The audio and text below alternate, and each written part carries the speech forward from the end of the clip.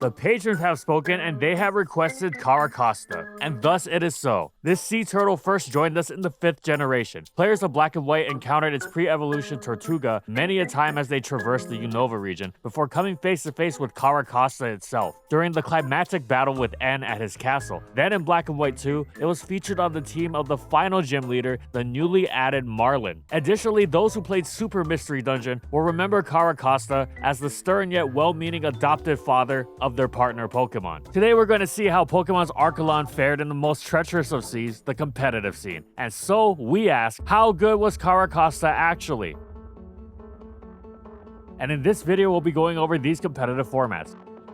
Carracosta's typing, water rock, and playstyle followed in the footsteps of established lower-tier veterans Kabutops and Amistar, recalling the former's brutal dual-stab physical onslaught and the latter's access to one of the best boosting moves in the game, Shell Smash. Water rock had its resistances, but the weaknesses of rock to fighting and ground, as well as the exacerbation of the existing grass weakness, which made it much more difficult to withstand hits compared to traditional waters. However, seeing as Carracosta was looking to blast through opponents as effectively as possible, though its typing ensured setup might be more difficult, it also blessed it with a ferocious secondary stab Stone Edge. With Shell Smash as a powerful base 108 attack, it basically functioned as a Kabutops that both Swords Dance and boosted its speed simultaneously, which it really needed, because at base 32 speed, Carracosta was slow, making Amistar's base 55 seem like a lightning bolt in comparison. Indeed, it was this lower speed that contributed greatly to Carracosta's lower usefulness in comparison to its water rock brethren, as well as its slightly lower power. Thus, it dropped past the RU they inhabited. It had a small niche in the tier, but was unreliable and thus generally passed on in important games, instead finding itself in NU. But that was just fine, because there, Carracosta effortlessly established itself as a premier threat. The lower power, bulk, and speed levels of the tier made it much easier for it to set up and sweep. Speaking of setting up, Carracosta found plenty of opportunity to do so, because it didn't just pack respectable HP alongside a titanic defense stat. Its wonderful solid rock ability also weakened the impact of super effective moves, meaning it could set up even on, say, a Tauros Earthquake with no problem. Then there was the issue that even after a Shell Smash, Carracosta was still quite slow, with nary a hope of outspeeding something like a Choice Scarf Primate. But that didn't impede its sweep at all, because Carracosta also got Aqua Jet at +2 attack, helped further by the Life Orb that really drove home the KOs of its main stabs. Aqua Jet finished off faster Pokemon with ease. Plus, it was a great utility move in general, as at any time Carracosta could come in and threaten Charizard, the scariest Pokemon in the tier, without having to worry about getting obliterated by Hidden Power Grass. Speaking of utility, Carracosta could also leverage its resistances and superb physical bulk on a set more geared towards support. It switched in on prominent Pokemon like Mandibuzz, Kangaskhan, and the aforementioned Tauros, and provided its team with the all-important Stealth Rock. And what was especially nice was that it was a rocker that Charizard didn't want to switch in on, meaning if Carracosta got in early, you didn't have the issue of Zard getting on the field before you could pop those rocks that started it off at 50% health, where it was still the scariest thing around. Plus, Carracosta was no passive wall. It didn't need much actual physical defense investment to shrug off the Pokemon it was switching in against. Max HP got the job done just fine, so it could freely invest in attack and ensure it was slamming much of the tier very, very hard. Alternatively, one could just go all out max defense, which did some insane things in conjunction with Solid Rock. Scarf Primate's close combat maxed out at 50% and wasn't favored to 2-hit KO through leftovers even after Stealth Rock. Wouldn't the set be far less threatening offensively though? But that was the trick. Instead of going all out physical like Carracosta's usual tank set, this variant traded those moves in for Scald, Toxic, and Protect, reveling in easily spread passive damage that also had the benefit of utterly ruining a Lomomola, thinking it was safe, while also bolstering its own longevity through maximized leftovers. Scald didn't just bounce off things either. Though Carracosta was of course primarily seen as a physical attacker, its special attack was quite solid at base 83, letting it 2-hit KO even HP invested Golurk, for instance. Golurk, by the way, being another physical attacker whose super effective stab couldn't 2-hit KO a max defense Carracosta, despite it being no slouch, given that it was Earthquake coming from its impressive attack stat. Carracosta could also leverage its special attack with a solid surprise lead set. Instead of Solid Rock, it used Sturdy as its ability for the built-in Focus Sash,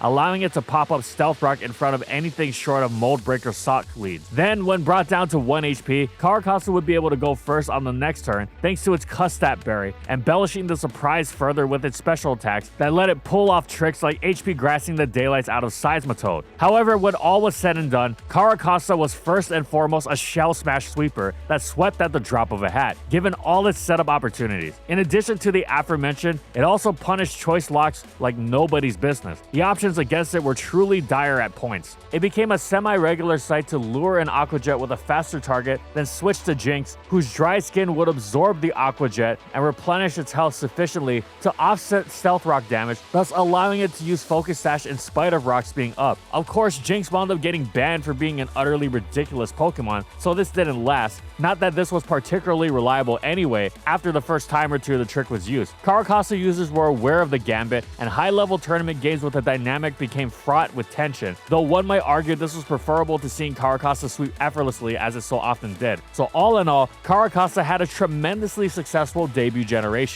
Carracosta wasn't able to keep up with NU power creep in Generation 6. Its defensive and shell smash sets were okay, but nobody was really chomping at the bit to use them, so its usage was very low as a result. Fortunately, Gen 6 is also where the PU tier was introduced, much to Carracosta's delight. Now it could shell smash and sweep more easily than ever in this metagame of an even lower power level. The discovery of Poliwrath's excellence in taking on such an enormous slew of the metagame did really slow Costa down, as did its new fellow Water Rock physical shell smasher Barbarcle. However, Carracosta remained dangerous, especially if it went with a mixed shell smash approach that could threaten with a boosted HP grass, but for quite a long time, its utility sets were more generally consistent as they were still unable to perform in spite of Wrath running around everywhere. Carracosta's Stealth Rock sets were ever reliable, given how easily it harassed pretty much the entire metagame post-Rocks. Scald was Scald, Toxic complemented it perfectly, most notably against its main enemy Poliwrath, which, as the most spammable Pokemon in the tier, was still an irritant deterrent to Shell Smash antics. If Carracosta didn't feel like protecting, it could become even more irritating with Knockoff, its superb defensive presence with its towering bulk, allowing it to consistently waltz in unthreatened by many, ensuring it consistently received a plethora of opportunities to spam these moves. Of course, Shell Smash Carracosta was still a potent threat that could not be overlooked. Poliwrath was omnipresent and irritating, yes, but the fact it was used to take on so many Pokemon meant it could be baited in and overloaded, leaving Carracosta open to rip through the opponent in classic fashion late game. Then early in ORAS, there was a massive change. Put simply, Poliwrath was the PU tier, but no longer would the metagame's identity revolve around it, as it moved up in usage to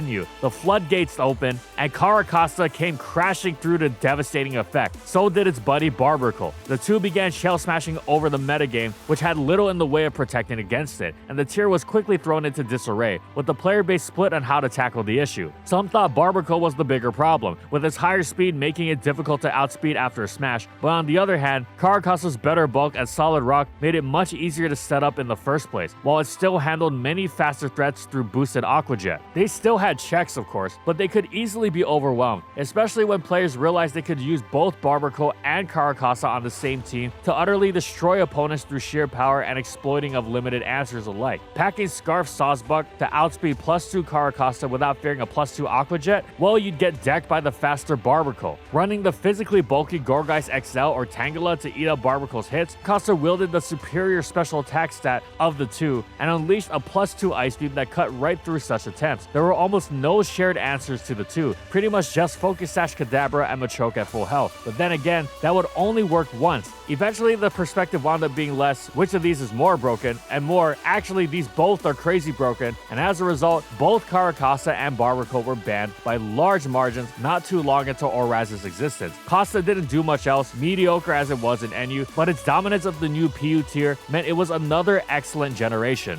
Gen 7 PU's monstrous power creep did not mean Carracosta wasn't good enough for PU this time around. Nope, it just meant that its Shell Smash set wasn't outright broken anymore. Make no mistake though, it was absolutely vicious, especially as it had been bolstered even further by the addition of Z Crystals, ensuring it absolutely pulverized whatever it was facing. Sure, it didn't have Life Orb on its other hits, but the point of the Z Crystal was to deal with your most pressing issue, and once that was out of the way, your opponent's remaining Pokemon were probably not going to take you on very well. especially in Carracosta's preferred late-game situations facing weakened teams. It was frighteningly strong, most commonly wielding Rock EMZ, which in addition to ripping through would-be answers like Quillfish, also had the major benefit of bypassing Stone Edge's infamous accuracy for a turn. Of course, Life was still an excellent choice, especially as it freed up the Z Crystal for a teammate. Some players even used White Herb to offset the defense's dropping effect from Shell Smash, enabling Carracosta's sweep by making it more difficult to revenge kill, letting it really leverage the most out of its defense and solid rock to more easily withstand Hitmonchan and Girder's Mach Punch, for example. Additionally, for the first time, Carracosta shared a tier with Amistar. However, despite Amistar being far faster and stronger, Carracosta was actually preferred, and it all had to do with Aqua Jet. Even Amistar was outsped by plenty of Choice Scarfer after a Shell Smash, but Carracosta could bypass this and ensure it wasn't checked by, say, Scarf Primate. As for its last move slot, that's where things got tricky, but in the good way. Unless you were the one facing Carracosta, that is.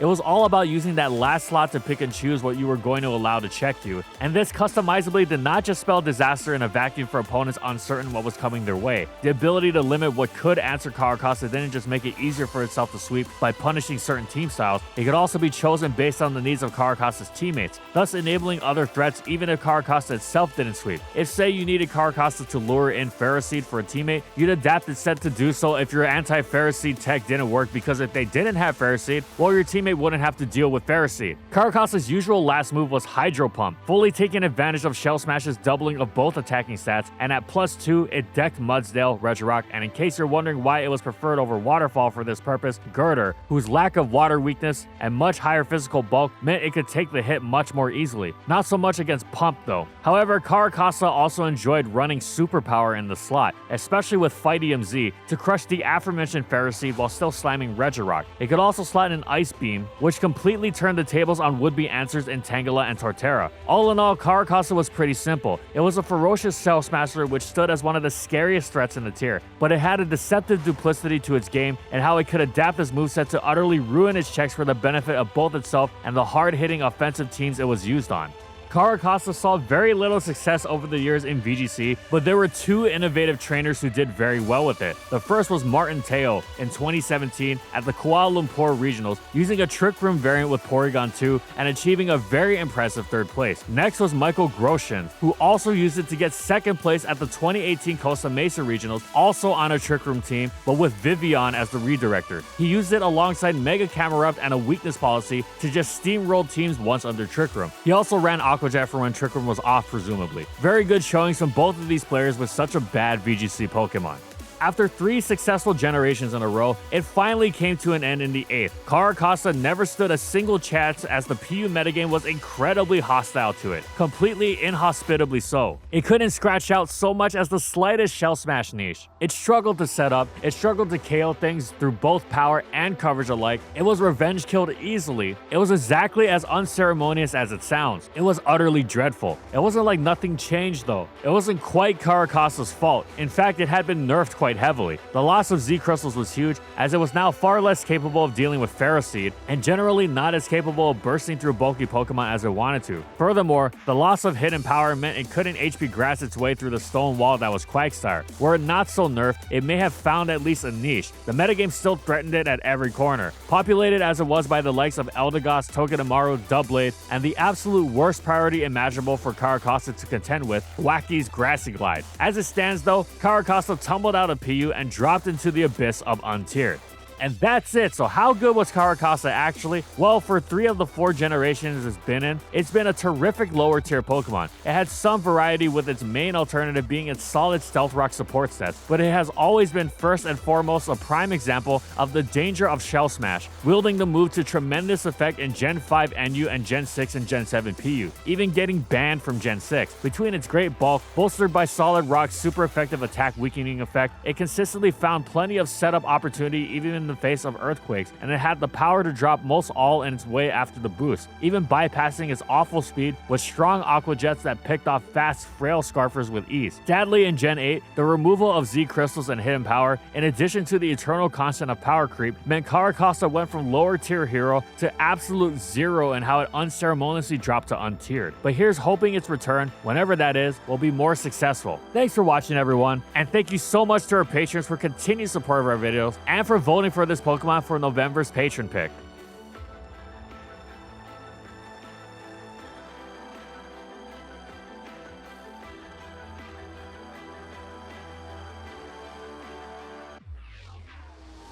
And thank you so much to our platinum patrons. Thank you to Amphozenus, Alex Sable, Anthony Belval Renault, Bingleton, Daniel Isbeast, Dr. Mint, Funky, Glitcherton, Hal, Nurse Jake, Jack G, Lord of the Rabbit, Pretzel Eskylaria, Soras and Croxon, Shiwei Miji, Stoneface Colin, and Quetzalcoatl Northropi for their major support of our videos. And as always, if you liked the video and you want to see more, be sure to subscribe to False Swipe Gaming for more weekly Pokemon content. And in the comments, I want to know, what do you think about competitive Carracosta? How would you buff it? Whatever it is, let us know in the comments. And follow my crew on these social media platforms. And that's all I got. See you next time, everyone.